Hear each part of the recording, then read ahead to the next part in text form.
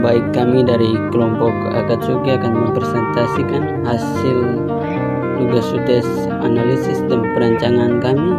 Sebelum itu kami akan memperkenalkan anggota kelompok kami. Yang pertama, Johan Yoweni dengan NIM 202352012.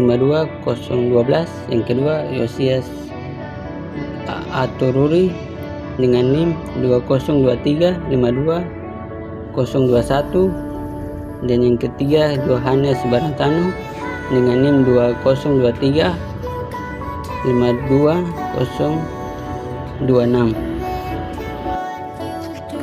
Baik, kita akan masuk ke kelas pertama, yaitu metodologi pengembangan perangkat lunak tinjauan. Presentasi ini membahas berbagai metodologi pengembangan perangkat lunak. Kita akan membahas mengapa memilih metodologi yang tepat itu penting. Ekstar ini mencakup waterfall, ugly, prototype, RAD, spiral, dan scrum. Baik, kita masuk ke model waterfall. Di model waterfall ada pendekatan linear. Model waterfall adalah pendekatan berurutan yang bergerak melalui tahapan yang berbeda secara linear. Persyaratan, desain, dan implementasi. Keunggulannya, model ini sederhana dan terdokumentasi dengan baik, sangat cocok untuk proyek yang terdefinisi dengan baik.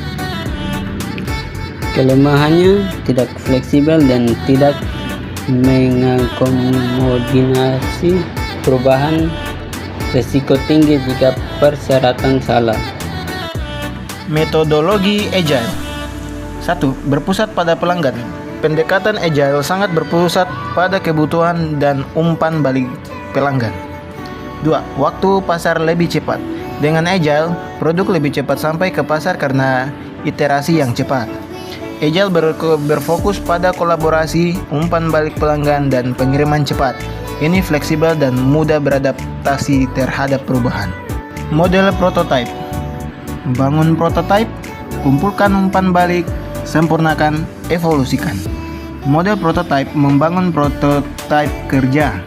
Umpan balik digunakan untuk menyempurnakan dan mengembangkan prototype menjadi produk akhir. Rapid Application Development (RAD). Pengembangan iteratif. RAD menggunakan iterasi cepat dan siklus pengembangan yang pendek. Prototyping. Prototyping digunakan untuk memahami persyaratan penggunaan dengan cepat. Lokakarya. Lokakarya membantu mengumpulkan umpan balik dan ide dari pengguna. RAD menekankan kecepatan dan pengembangan iteratif. Ini menggunakan prototyping, lokakarya, dan time boxing. Baik, selanjutnya mode spiral. Di sini ada beberapa tahapan ada beberapa tahapan, yaitu analisis risiko, pengembangan, perencanaan, evaluasi. Model spiral menggabungkan pengembangan iteratif dengan analisis dan mitigasi risiko. Sangat cocok untuk proyek kompleks dan berisiko tinggi. Selanjutnya, kerangka kerja Scrum.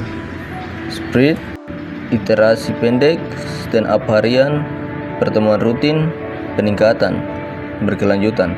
Scrum adalah kerangka kerja agile yang menggunakan sprint pendek, stand up harian, peningkatan berkelanjutan. Dan selanjutnya yaitu perbandingan dan kesimpulan metodologi, keunggulan, kelemahan. Waterfall, sederhana, tidak fleksibel. Agile, fleksibel, kurang terprediksi. Prototype, umpan balik awal. Scope, script.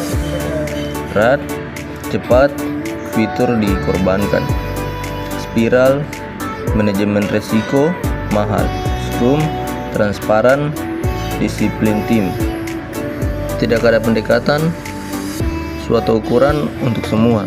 Metodologi terbaik bergantung pada proyek tertentu